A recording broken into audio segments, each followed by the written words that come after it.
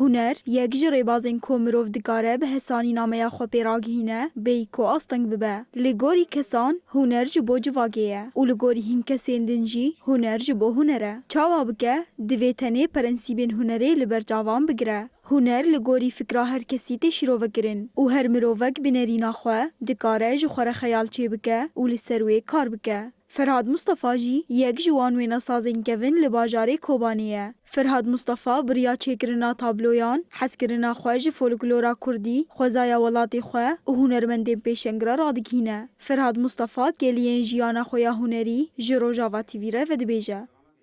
زحمتي كما دست بيكري ما تشتهانا قولي دست بيكرن ويتشغل مستفتح يعني تقريبا عمري مع دوري 25 سال بون جفسيني تختان ما تشتهانا هورك بيني ميداليان بيني تيبي كردي بيني تشتي غريب ما تشيت كرن او تشتانا ما تشي كرن مدي انه بمرات دردك هذا من دست لو حاطان جيكر الوان جيكرين بوياغي خاجي فرچاجي تشتي ورقام ومن دراجي اني هاتن شخصيات كردي بيني الشيخ سعيد بيني زیلانه بین حمد شیخ و بین احمد خانه ملی جزیری من وانا دست پی کرنگی چه کرن سیدای جگر خون موانا و سروک مگه چه کرن مخواستن انو در ارشیف مذهبه و شخصیاتانا جمن انو گران مقدسن.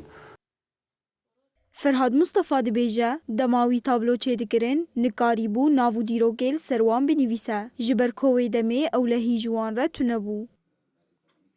کرم من نکام بون نیوی خال سرخستانا نیوی من نیل سرن دیرو که وانجی تاریخ وانجی نیل سره لهما از دبیم 97 و جورده حتانی 99 10,000 یعنی 3 سالان من رسم کر او رسماناجی گی لجمع بون من پشتی رسم دکر مش تختیوان ود کرن من ود شارتن مربر جمع هنک مریخا من ود شارتن من مال نکام بون دانیانا چه بر زحمتی که انو دبي ورنگرتن او نيفي مل سربن او لجمع ببینن امو چاقه ما پر زحمت دید.